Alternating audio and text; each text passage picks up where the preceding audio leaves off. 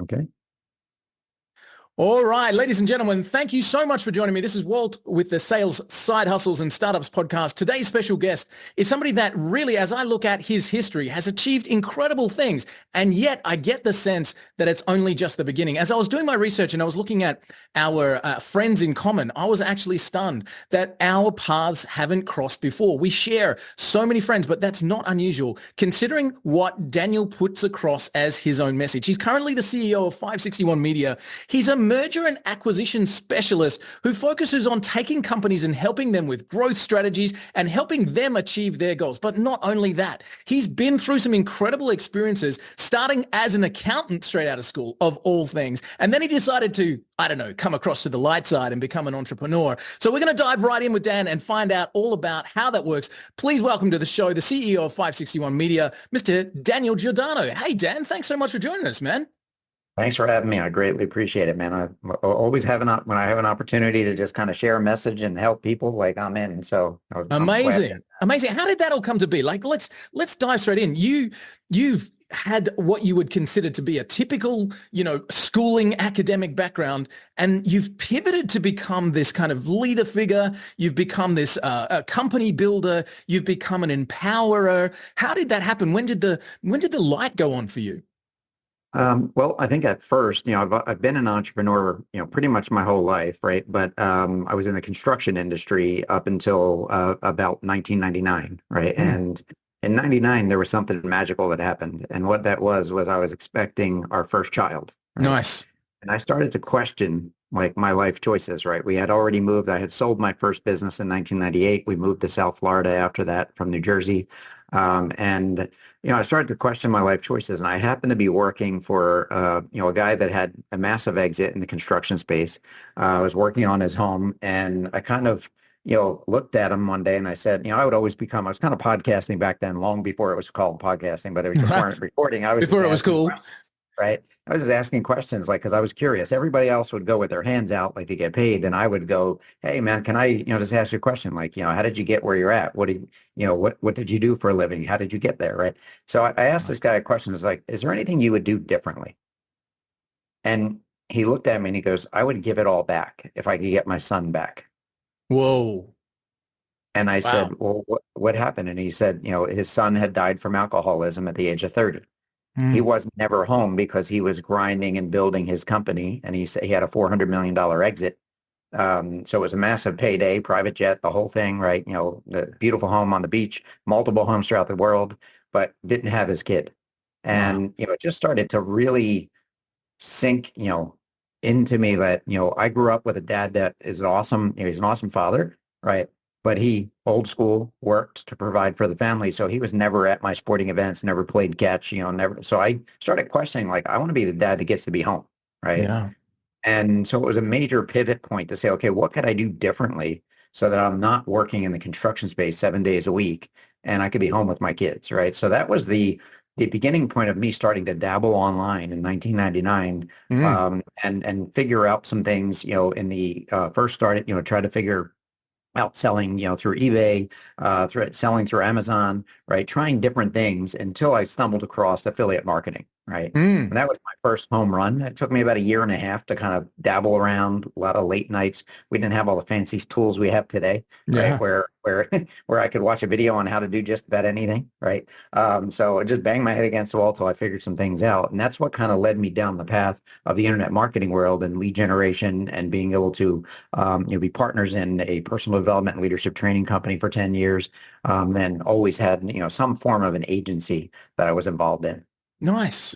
Wow, amazing. I find the pivot with children is such a common thread as well. I remember when my daughter was born, thinking to myself, I was the ultimate employee at that point. I was in at the office at 7 a.m. and I was the last to leave at night thinking that I was doing the right thing in inverted commas. And then my daughter was born and I gallantly took 3 days off, 3 whole days when my daughter was born. And the morning that I went back to work, I dropped some croissants off to my wife who was still in hospital. And I got to my desk, the point that had been my fulfillment for the last decade. And I said, what the hell am I doing here while my wife's in hospital? And literally that was the day that I started dabbling internet marketing as well. So interesting. Something that you said just then is fascinating for me, which is we didn't have all the fancy tools that we have today. And we couldn't just watch a video and find out how to do stuff. I genuinely, I look at my kids now and I look at this kind of opportunity that we have at this point in time. And I'm stunned by the fact that we can on demand learn any topic in any depth that we ever want to. How do you adapt in that space where learning is so quick? And how do you find that drives your business these days?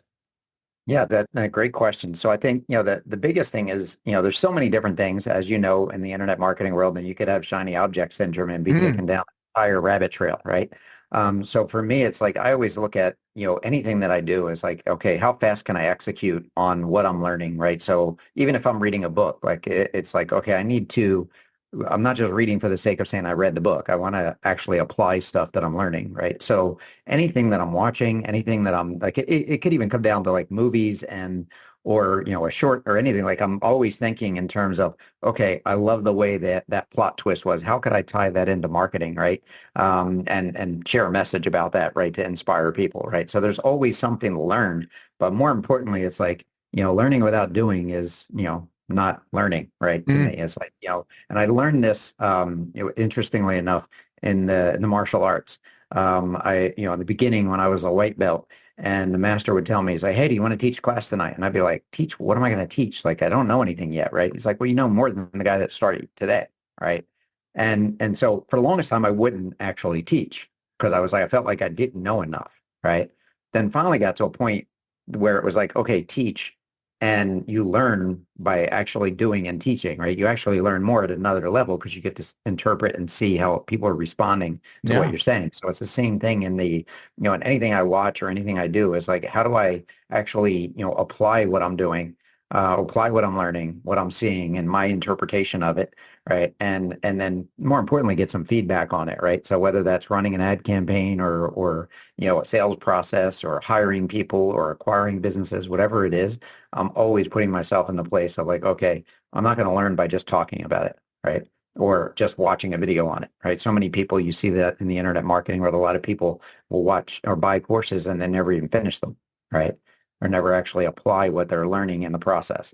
I've heard it said you don't get better at push-ups by watching a YouTube video on how to do push-ups, right? Like right. You need to hit the floor. Sadly enough, right? It's interesting. So has this become a philosophy for you, Dan? Like you learn and implement. This is your magic trick? Yeah, I mean that's the key thing is like just taking action, right? Is 99% of the battle. I mean, so many times we've had, we're all guilty of it, saying we're going to do something, and then for whatever reason we don't do it, right? Sometimes it's not in alignment with what we truly want, or sometimes it's a distraction because we see somebody else doing it, thinking I could do that, right? Or I should be doing that, right? The reality is it might not be one of your core strengths, or might not even be the thing you should be doing, right? But when you're really clear on what you want, I always kind of gauge it based on, okay, is this in alignment with my bigger vision, right? And I eliminate a lot of stuff, right? And by a lot of wasted time because I won't focus on things that are just going to distract me, right? And I think one of the key things, and I shared this with Johan a few weeks ago, last year was a rough year, right? And because I lost two dear friends and mentors. Right. And these were like really close guys to me, right? That through the past like 15, 20 years. And one of the, they both wanted to buy businesses with me last year. We started working on things together and they both independently, unfortunately, had, ailments that they didn't survive from. And it started to really put myself in a perspective because I didn't take it well. Like I actually took it harder than I thought I was going to, right? Right. And part of it was because I saw dreams died with people that really had like they had great lives, right? They were great men, great family guys, but it's like they weren't done yet. They still wanted to do something bigger. They wanted to be part of something bigger and impact more people, right? And those dreams died with it, right? And so for me, I always think, as I started thinking back to like the different conversations I had with them and where we could have executed faster, right? And it created a sense of urgency for me to say, okay, I'm only working on things that are bigger vision, bigger things that I get to influence others, influence the influencers, and just really, have a bigger splash. And it's not about me. It's just about my level of wanting to be fulfilled in the sense of like, I feel like I actually am making a difference and actually, leveraging the time because we all waste time, right? Doing stuff that may not be that important, right? And we're not here for an unlimited amount of time. We all have an Mm. expiration date. And for me, it, kind of hit home real quick. I was like, man, I was like, am I prepared? Right? Like, how am I showing up every day? What could I be doing differently? Right? What could I be doing more, to really empower people and help them see, they could be better, better involved with their families, better involved with helping others, connecting with people around the globe and inspiring them with their skill sets and helping them, achieve whatever it is, their product or service is. Wow. So, yeah. So for me, that just really, was an eye-opening, year for me. And it really helped me get rid of some things that were distracting me, right, as well, right, on a whole nother level of like, literally, I remember the one day I came into the office and I literally wiped off my whiteboard, probably half the deals that were on there.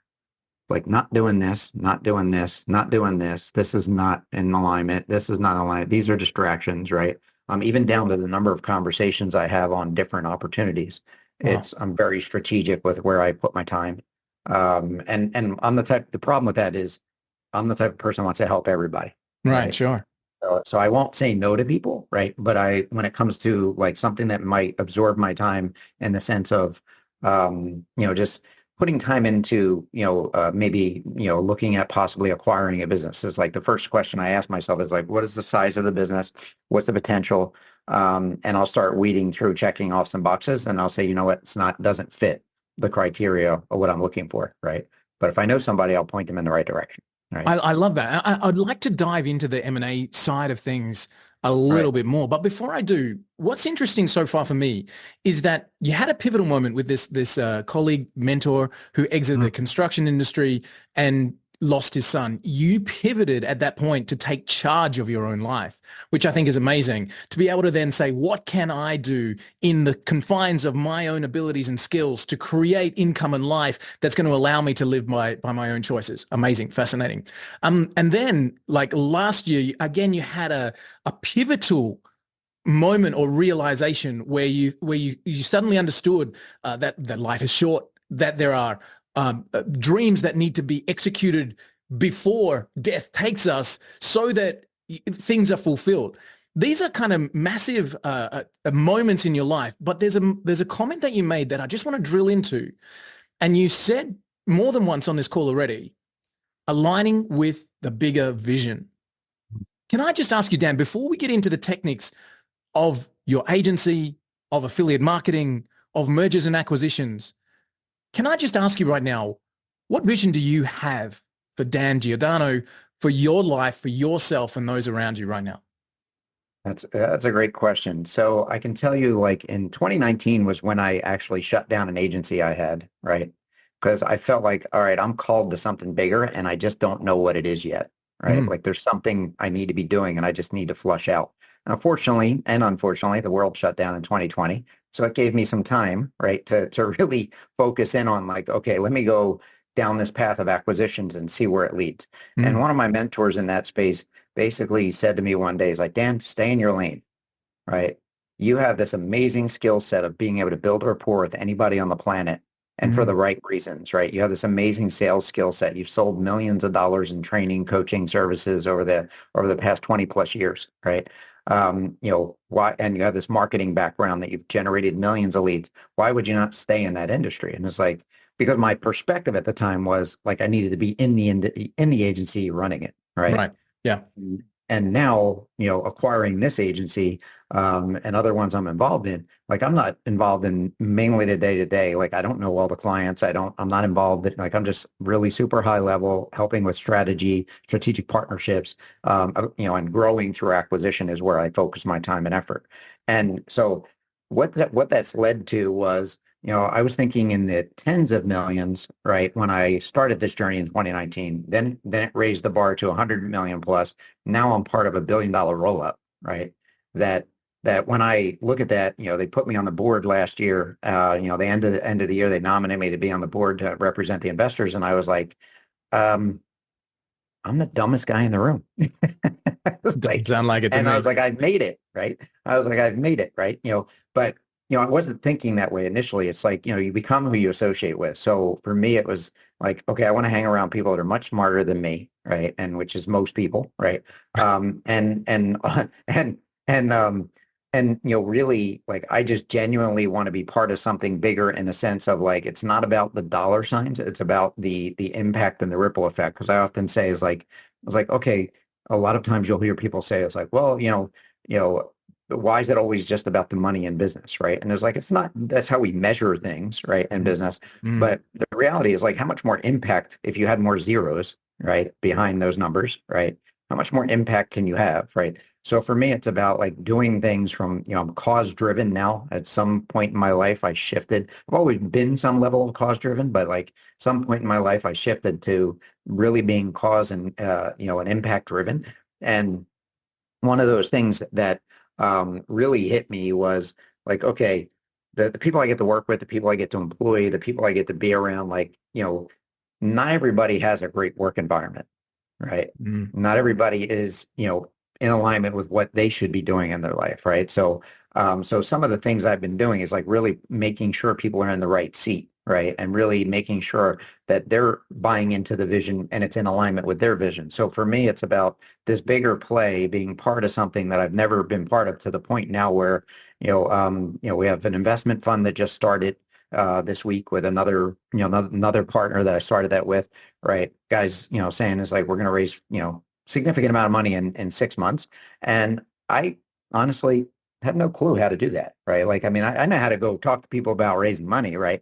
But at that level that we're playing at, it only happened because I genuinely just showed up, connecting with people, asking questions, and eventually it led down this path because I put in the time, right? Wow. And I think so many people fall short, right? Because they don't put in the time. It's kind of like the comment you said about push-ups, right? I always say this is like, you're not going to get abs by not going to the gym, right? You got to do the Right. reps, Yeah. right? Again, the synergies are huge. I remember I've got my black belt in that little counter right there behind me with the three little stripes on it, which I'm extremely proud of. And I still remember walking into the dojo as a white belt, not even a white belt, dressed in sweats and a t-shirt because Right, I didn't have my uniform yet. right. And I remember, man, this changed my life. And it's exactly the same message as you just said. It changed my life. I remember there was this guy at the front of the room. His name was Jamie. We ended up being strong, firm friends, still are to this day. And Jamie was already a black belt. And I watched this guy, honestly, Dan, he could kick the doors off a car. You know what it's like when you see somebody who's just driven and skilled in this space. Like, this man was like, oh, amazing, just incredible. And when they said spar up, partner up, literally first day in the gym, I headed straight for Jamie and I like bowed to him and he looked at me and he said, really? And I said, hell yeah, man. If I want to be where you are, I got to train what you do. And he's like, respect, don't go easy on me. We partnered up. And as I said, we became firm friends. But what was interesting after that sparring session, and this is the thing that changed my life. He said to me, I asked him a question and I didn't even know I was looking for a mentor or how this would work. But I said to Jamie, how did you get here, man? How did you get here? I'm a fat, overweight, mid-20s, completely out of touch with myself male, right? How did you get there, 40 years old, able to kick the doors off a car, an absolute weapon? How did you get here, man? And his answer changed my life, dude. He said, I just kept showing up to training. Hmm. Yeah. I just kept showing up. I just kept showing up. I just kept showing up. I just kept coming to training and doing the reps. And exactly as you said, you just happen to keep showing up and ask the right questions. And suddenly you're in a room creating amazing things and raising capital and doing impactful work. Now, Dan, I just want to drill in for a sec, if I can, man. A lot of us in our entrepreneurial journey, it feels like to me, we get to this point where we say, it's not about the money. Now it's about the impact. And it's almost like this is, to me anyway, the reward we get for the reps we've done is that we kind of achieve this place where it feels just the right thing to do. But I'm also extremely conscious of the fact that our audience, the majority of people who are starting on this entrepreneurial journey, no matter where it finds them, we all start with this concept of freedom, right? I want to break free. I want to do my own thing. We get into the valley of, holy crap, it's a lot harder work than I ever believed it was ever going to be possible. We get into, maybe breaking through that into, now we're starting to get some runs on the board and some wins. But at what point for you did it get away from being about the money? You know, those first affiliate marketing campaigns, that first dollar you made online, that first Facebook ad that returned a positive ROAS, like there was the times when it was about the money. And Right. like piece by piece, the same as getting a black belt, you've done those numbers to the point where now it's not about the money anymore. But the vast majority of the audience, it's about the money and it's about what they can do. How do we help an entrepreneur? How do we help somebody who is wanting to take charge of their own life? How do we help them understand that whilst it's about the money right now, and you need to be able to put runs on the board and create value to do that, it's also about turning that dial up in a wider thing and creating more for humanity than you're taking out. Like, how does that journey happen in your mind? Yeah, that's a loaded question, right? And we can take that a number of different ways, right? So I think the biggest thing is when I look at yes, we measure business success by money, right? And yes, we all need to make money to pay the bills, keep the lights on, and provide for our families, right? But I think you mentioned earlier before we started around, is there anything off limits, right? Or anything we don't want to talk about? And I said I'm an open book, right? So I'm going to share something that may help some people, right? One of them is, making sure you partner with the right people if you're going to have partners, right? Mm. So one of my mentors that passed earlier, last year, he told me this, and then this was when I was going through the partnership issue, right? He told me, Dan, no partners. If you're going to have a partner, you need to have a clear exit plan in place, right? Of exactly what's going to happen in writing, right? This way, there's no because eventually somebody's going to want a divorce, right, in the business, right? So something changes, somebody wants to do something different, right? Family stuff, whatever the thing is, right? So I went through a partnership issue that there were some integrity issues that came up, right? That I just was not aligned with, right? And this is where the shift was for me around money, because I walked away from $2 million, right? And it was, yes, I needed the money. I wanted the money, right? But I was not willing to sell my soul for the money, right? Mm. And it was a shift for me that made me realize that, okay, I have the knowledge to be able to create whatever I want. And everyone listening to this has that ability to create whatever you want. And especially now more than ever, with all of the people that are sharing messages out there to help people, and you pick your lane based on your skill sets or the things you want to enhance skill sets around, like literally anything's possible, right? So for me, it was a shift around, okay, I don't need anybody else. I can do this on my own, right? I can start over, right? And it was more about peace of mind for me to know that I was doing the right thing. That again comes back to being in alignment. I often share this message around, if you think about a snowman, right? The head knowledge, the heart, knowledge, and then connected to source or God, right? When all of that's in alignment, right? Magic happens. You literally, the power of intention is, infinite when it comes to you being in alignment.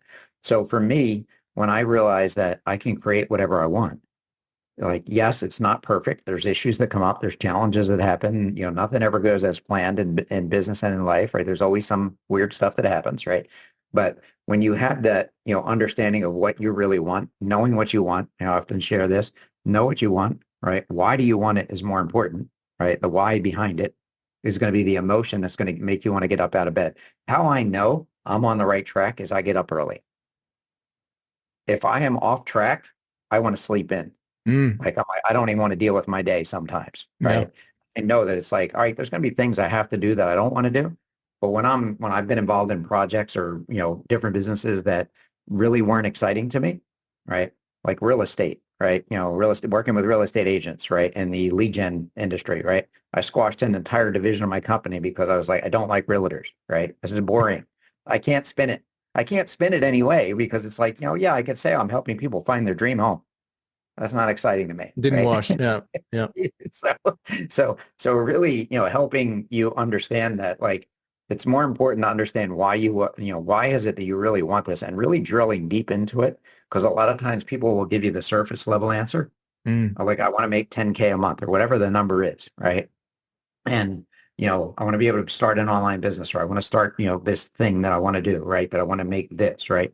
Then you really need to understand, why is that number important to you? What does it mean to you, right? Why do you actually want that? Because, we see other people doing stuff, right? And then we try and mimic, or we think we can do what they're doing. And this is the reason why, things like network marketing, most people fail in it, right, is because they don't realize you need some level of communication skill set, some type of business acumen, right? Some type of, ability to be able to connect with people, believe in the product that you're selling, right? Whatever the thing is, whether it's that industry or any others, it's the same thing, right? You have to have that belief. And the Mm. big thing around this is understanding the belief, confidence, and certainty in what you're doing, right? And if you don't have that in what you're attempting to do, right, align yourself with somebody that does, that can believe for you, and you can borrow their expertise to be able to help get you over the edge, so that you build that belief and certainty in what you're doing, right? And A their lot of passion, times, to be able to borrow their passion, let yeah, them put the yeah. fuel in your tank. Yeah, for sure. Yeah, exactly. So, and a lot of times people just don't do that, right? Because they're trying to figure it all out on their own, especially us guys. We're a little thick-headed, thinking we can Mm. do it all ourselves, right? And it's hard for guys to open up, right? And just really, be real about what's going on for them, right? And being able to like, understand that like, okay, I can do this, right? But it's much faster if we do it together, right? Or if I could do it with someone that's been down the path already. Getting that kind of mentorship or that sounding board. I mean, as you said, it's real tough, especially for guys who are like, buckle down, work harder, turtle in a shell. I'm just going to nut this thing out. Whereas sometimes it's better, not sometimes, 100% of the time, it's better to reach out. Don't go in, reach out and expand your zone of communication. So Dan, let's get technical for a second. Do you still do affiliate marketing? I don't do as much affiliate marketing anymore, right? There's days I sit there and think like, knowing what I know now, like I was sharing this the other day with somebody, I was like, man, with all the tools and stuff we have today, like all the social proof stuff, like, I would have done 10 times what I did back then. And I was really successful back then when I was Mm. in the affiliate marketing space when I first started. But like, it's just amazing with the stuff you have today, right? That can help accelerate that path, right? Mostly what I do now is I'm working on obviously the core agency, and then acquiring other businesses, strategic partnerships, consulting for equity, and part of the investment group, raising capital, and mainly focused on acquiring other businesses that are in the in the marketing space, specifically Cool. Web3 So space. let's focus on that then. So we don't call it affiliate marketing anymore, but now if you see a product that's amazing, you might shout it out. Right, That's refer it. great. Yeah. That's your version of it these days. Right. So let's focus on the agency. 561 Media. Who do you look Mhm. for? Who do you work with? What do you do for them? Yeah, that's a good question, right? So being that when I acquired it, right, we have had clients, they have clients all over the board, right? So everything from the largest stone crab distributor in the country to, impact window company, right? Wow. So obviously not one specific vertical. It truly is a local branded marketing company, right? In a pretty affluent area, right? So we have some really interesting clients across the board, right? So it's mainly B2B, right? So businesses that are B2B, and mainly focused on either they need really good design, messaging, and paid ads, is a core strength of what we do here, right? So helping them generate leads, inbound, right, for their teams, and some e-commerce clients as well related to that. But it's an interesting thing because it's like it truly is a full stack agency. And if you talk to the guys that a lot of times in the acquisition space, like we want to avoid full stack agencies. We really want to have specialized knowledge type agencies, right? So whether they're a YouTube agency, a Google Ads agency, right, or design, whatever their core competency is, right? But if we had to narrow it down, our core thing is design and paid ads, right? Okay. Is the main thing. And if you bought 561 Media today in its Mhm. current state, if you'd literally just put the check on the table, it had cleared, and today was the first day that you own the company, what do you Mm. do now? What's your next move for this business? That's a great question. So recently, what's interesting is like they haven't been in my space, right? Say on the coaching, mentoring, training industry, right? So it's all new to my partner that's part of this, that he's actually ran the day-to-day here for 8+ years. And so I actually recently brought in an ops guy that is in the coaching space as well. And he's streamlining everything for us, but he also has industry experience around high level and automations and custom values that actually build out everything from 3-day challenges, 5-day challenges, and everything in between. He's, built out the entire funnel for it. And we partnered on it and brought him in-house to support everything we're doing. So we're adding a coaching side to it. So, and that's really where like I don't want to say I thrive, right? But I'd be more excited about transformational type work than just generating lead for the local, impact window company, right? I mean, it's all fine and dandy, but there's that, and then really consulting for equity type deals, right? So we actually, any of the larger clients, what I'm transitioning into is we're taking a percentage of equity of the company. They're still paying their retainers and higher end fees for our build outs. But we'll give them a strategic partner rate, but now we own a part of the company. So we are truly partners with, some of our clients now.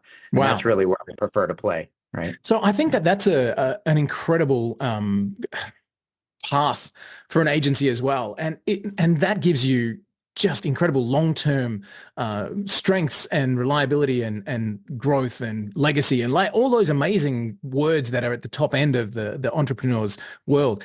How did you transition into consulting for equity? Like at what point did you go, I can actually, I'm not just running Facebook ads for these guys. I'm coming in, taking a piece and we're running it together. Like, when did that first kind of happen for you, and how has that grown since then?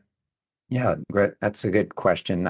So I think the key thing is there's always been this strategic partnership model that I've had, right? So most of the larger opportunities that, whether it's tens of millions or multi-millions, any of those types of businesses that I've been part of, I've always been brought in from the back end, lead gen, marketing, back end type CMO, call it fractional CMO type scenario.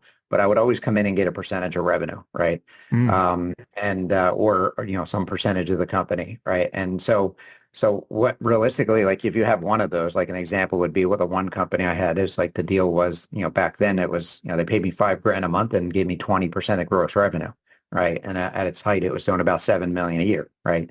So, it was a nice payday, right? And it worked really well for 10 plus years, right? Wow. Then I took that same model into different, arenas that I got to work in. Is like, not every client is that a fit for, right? It's got to be really somebody like, and trust, somebody that you see that you can add tremendous value, right? But I believe that it's a huge opportunity for marketing agencies because and you see this being in the agency related space as well, is, most agencies, they're technicians, right? They're not true business owners. They might be like a Facebook ads guy, might be a technician based on like, hey, I can set up ads or I can build out funnels or whatever the thing is they're mainly really good at, but they're not truly understanding the businesses holistically, right? And that's where like the agencies that I've had, it's always been like a consultative type approach where I could actually help the business from, it's not just about, this from lead gen, right? Is generating a lead is only as good as the person that answers the phone, right? Or the funnel that they're going through, right? So if the messaging is off, or if the salesperson sucks, right? Or if the offer isn't really great, like there's a lot of variables to converting a qualified lead, right? Yeah. So I've always looked at everything holistically, and when I'm talking to a business owner, I'm looking for opportunities to say, hey, what would it take for us to strategically partner, right? If I'm really interested in it, right? It's like if I see like there's huge value in us doing that, this way we can put all our efforts and our resources and our team on it, versus just selling a retainer, right? Because, in the agency world, a lot of retainer type models, they don't last more than like 90 days. It's the first expense that every business is technical. looking to cut as soon as they can. Right. Do you strategically say no? So let me qualify that question. You've got this model now where consulting for equity is just an incredible position to be in. Do you open the door with that thought? As in, this is a brand new business, you've never spoken to the owner before. The first thing I'm going to look for is a piece. Or do you suss them out? Do you do some work for them first? And I want to add to that question. So do you strategically look for that from day one? Do you say no? Do you literally get inside of a organization and say, no way do I want a piece of this? And at the same time, do you have business owners coming to you saying, please, Dan, I've heard you do this. This is my company. I'll give you some if you help me. And you say, not my thing. Like, is it now, are you in a position where saying no to things is more important than saying yes? Absolutely. Right. So like learning to say no, like I mentioned earlier, is like, I'm the type that I really want to help everybody. Right. But the reality There's only so much time in a day. I try and at least point people in the right direction if I can help them, and it's not they're not a fit for us, right? But I have said no to several people. Even with an agency local agency that was trying to sell to us recently, is like, they came in trying to pitch me on why we should buy their business, and I was like, you know what, this is a distraction right now, right? Right.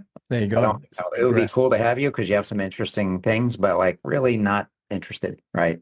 Interesting. Whereas, maybe a year ago I might have jumped on it, right? Mm. Or a couple of years ago, right?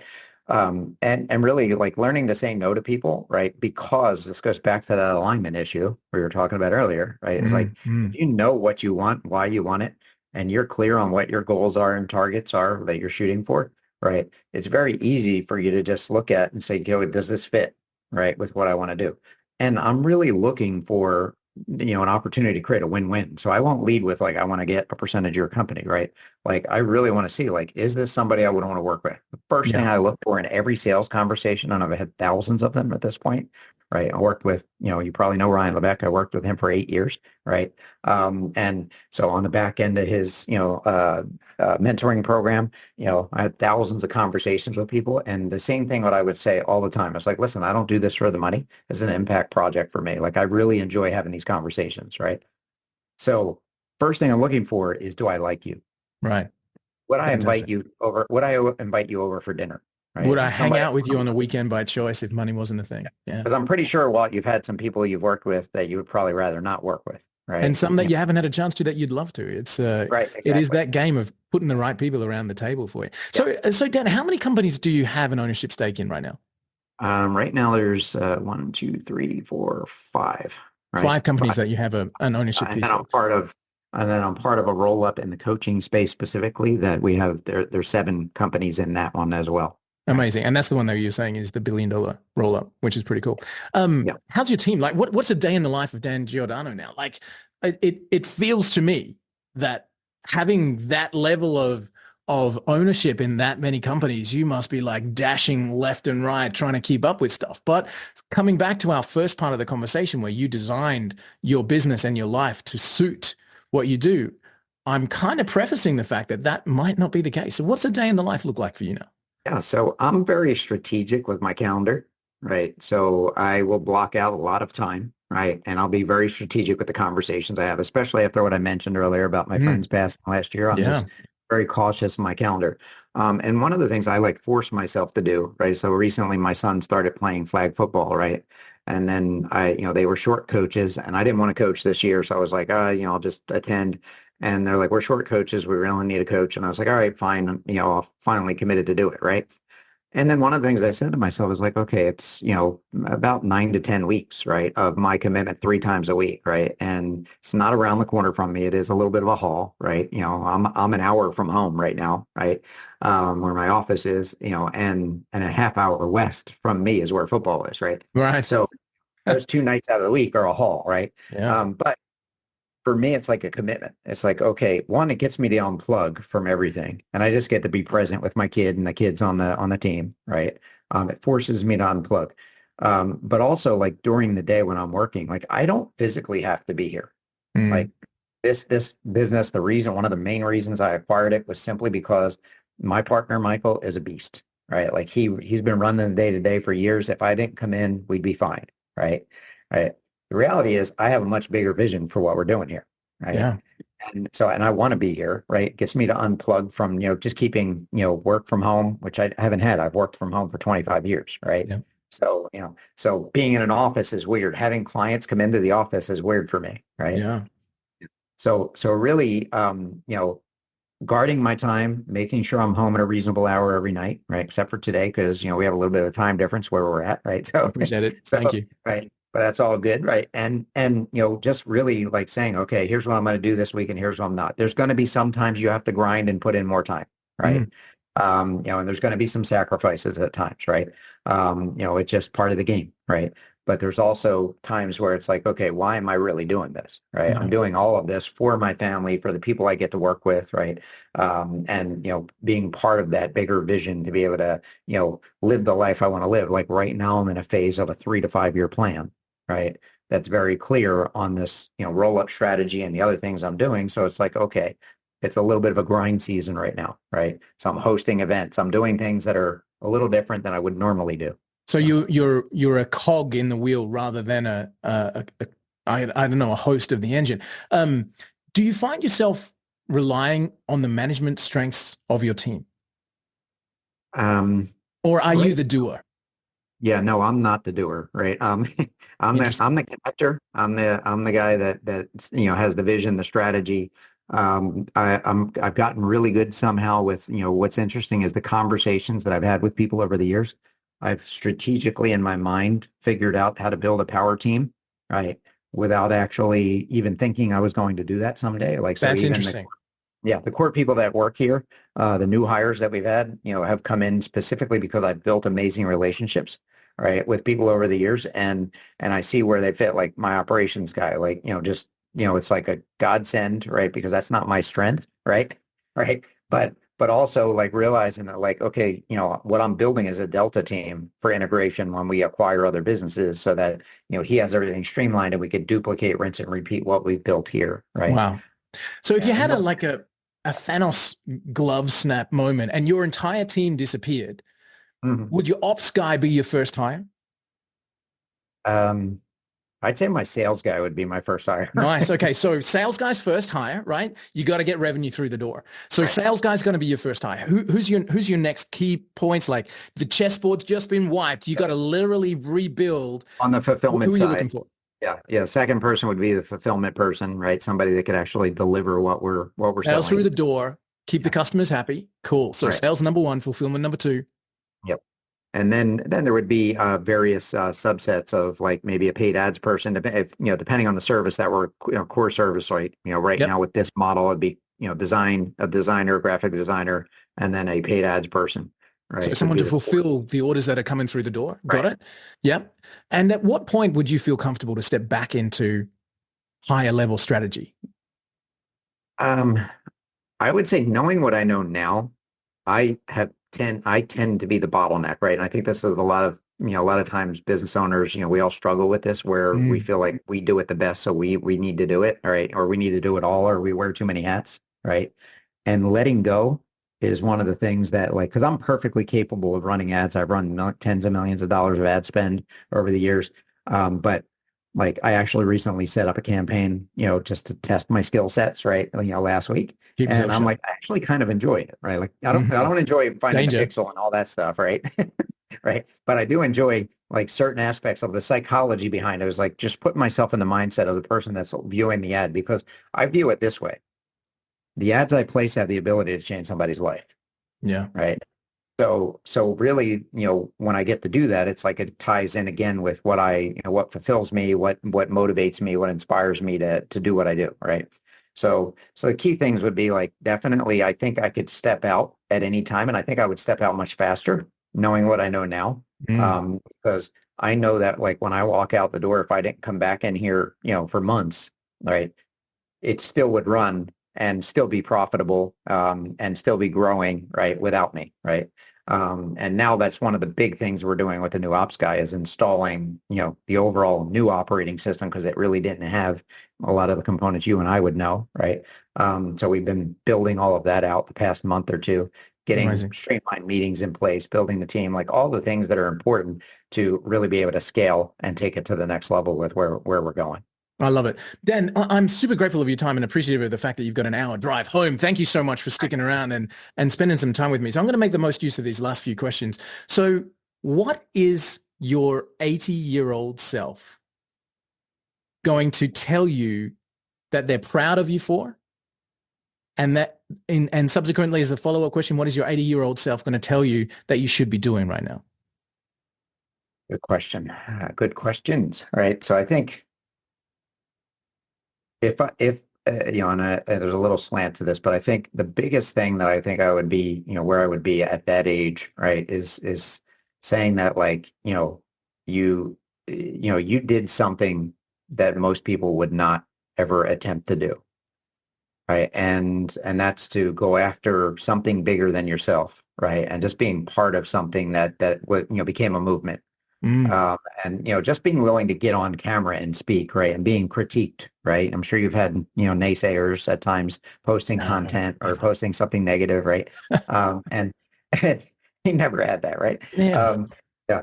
And, so for me, knowing that like, I'm doing what I know I should be doing with my life and impacting others, right? And it ain't perfect. There's always challenges. There's always struggles. There's always self-doubt. There's always stuff that goes on in my head. Am I qualified for this? Right. And I think like, you're familiar with the movie Rocky, but like, Adrian, I did it. Right. Like, it's what I said when I acquired this business to my wife. Right. Mm. I was like, because I work, this was not an easy deal to get done. Right. It was like, it took Mhm. me 6 months. There was complications. There was all kinds of stuff. But in the end, when I look at it, you know, 30 years ahead of time from now, right, is I'll be looking back saying, okay, well, remember when we acquired that and then we went and did this thing and we went and, had this, massive exit and look at the number of people we impacted, look at how we took care of our employees, right? And, I think about this often, and I'm sure you probably heard this, right? It's not about, and I can't remember, I heard somebody say a different spin on this last week, and it was interesting to me because it's not just about what people say at your funeral, right? It's like, what are they saying about you right now? Right. When you're not in the room. Yeah, because, if you're dead, who cares what they're saying, right? Right. Right? But like you want people to at least be inspired that you made an impact, right? Mm. But really thinking about like how you show up and what's impactful for me is like I can make a post about hosting an event here at my office and have 20, 30 people show up, right? That to me tells me is like, okay, I'm adding some value to people. Often we doubt ourselves, right? And, I just look at it as, okay, am I doing what I'm supposed to be doing? And when I'm that age, right? Looking at where I'm at right now, like my kids have asked me, when are you going to retire? I say, I am retired. There's no such thing as retirement. Retirement's a lie, right? Like retirement is like to me doing what I do. Like I would do this if I had $1 billion exit today, I would still be doing this. I might take a Amazing. week or two off, right? But Yeah. I'm the type that I don't know about you, but like if I go on vacation after like 3 days, I'm like, Yeah, you're itchy. You got to I want get to go back into home. it. Love it. It's like, So last two questions. So I'm going to come back because we didn't get an answer to the 80-year-old. So I've got two more questions for you, Dan. So the 80-year-old has given you some great advice. They're proud. The 80-year-old Dan is proud of you for the things that you've done and the vision that you have and the things you're about to do. But what advice does your 80-year-old self have for you right now, telling you the things you need to do between now and then? ooh, well, between now and then, I mean, the key thing is some of the stuff we talked about already is showing up every day and doing what's required, being willing to do the work, right? And being willing to ask for help, right? Sooner rather than trying to figure it all out on your own, right? And I can say like the biggest, I'd say if there was a regret at this stage of my life is the fact that I didn't do it sooner, right? Wow. Knowing what I know now, like I would never do things the same way, knowing what I know now, right? And it's only because I finally made the decision that I was going to do something different. I was going to put myself in rooms that made me uncomfortable, right? So my 80-year-old self, I would say, show up every day, give it 100%, 1,000%, and, do what's required every day to connect with people. I have a simple rule. If I can reach out to 3 people every day, I'm good. Amazing. Right. I don't know about you, Amazing. but I go into a state of depression if I don't do that. So, so So no wonder your podcast is called All In. So my last question for you then, coming back to where we started our call, and again, thank you so much for your time, man. I've really enjoyed it. Coming back to that $400 million exit with that colleague in the construction industry, and your question to him was pivotal. I'm going to ask you the same thing. mhm. Knowing what you know now, what would you do different? What I would do differently. I would honestly put myself in a place where I could be more present with people. Because like, I don't know about you, right? With all the things we have going on, especially when you're around family and you're trying to detach and decompress, like it's hard sometimes to slow my mind down.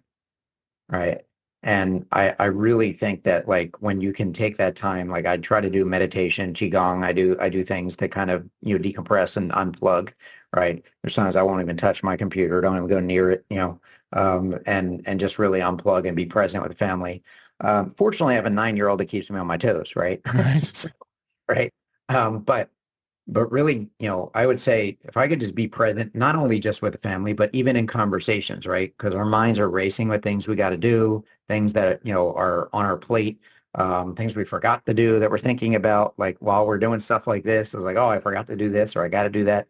Like you could just slow down and take a deep breath, right? And just say, okay, what's most important, right? And remember why you're doing all of this. I would tell myself to like show up and be present in every moment, right?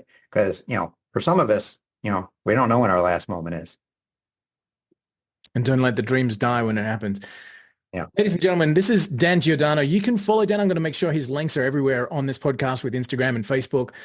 You can get in touch with Dan. He's he's the host of the All In podcast, and I think you can understand why. This man is all in, and you'll see him standing on the sidelines of a flag football tournament, I'm sure, with his son coming up. But you can keep in touch with Dan by any of the links below. And of course, there is allinbusinesscoaching.com, which is Dan's primary point of connecting with new business opportunities and new growth.